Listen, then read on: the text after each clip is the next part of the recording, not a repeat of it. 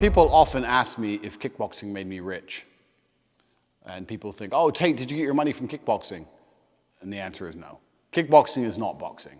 Even as a 4-time world champion, the most money I ever got paid for a fight ever was $100,000, which sounds like a lot of money, but in the grand scheme of things, it's not a lot of money. You have to pay your manager 20%, probably another 10% out for various fees, and you're only fighting twice a year. You got to pay your rent, blah, blah, blah, blah.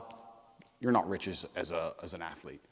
Most kickboxers are broke or stay broke. You can transition into the UFC like, what's his name? Stylebender, whatever his name is, can't remember his name. He's done it. A few people have done it, but in general, kickboxing will not make you rich, purely from a purse for fighting perspective. However, I still accredit fighting with making me rich for a variety of reasons. One, it made me extremely determined, and it made me understand the value of hard work, which is the first thing. Two, it made me understand that excuses don't count and nobody gives a shit. You either win or you lose.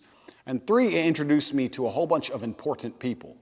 Kickboxing as a whole, rich people, bad guys, mafia guys, these kind of things, they're always involved in these industries because they like the idea of sitting at the table and being involved with fighters and being friends with fighters.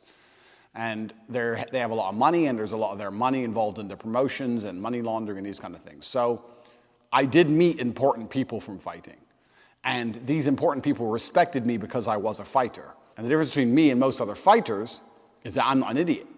Most fighters are stupid, and the reason they're stupid is because if you have a low IQ, you're brave, and it's a scary thing to do. So intelligence makes you sit there and think, is this really worth it? But I am brave and smart, which is unique. So I could leverage the relationships I made via fighting to move to Romania, for example, or open casinos in Romania, for example, or do a lot of other things I couldn't possibly have done any other way. So fighting did make me rich based off the back of the relationships that fighting provided me.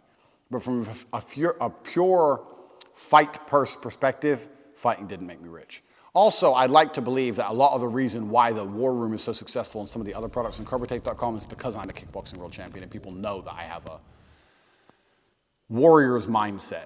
It's easy to talk a warrior's mindset, but when you've actually done it, it gives you a different level of credibility. So fighting made me rich from a networking perspective and credibility and individual credibility perspective, but it didn't make me rich in regards to the fight purses I've been awarded.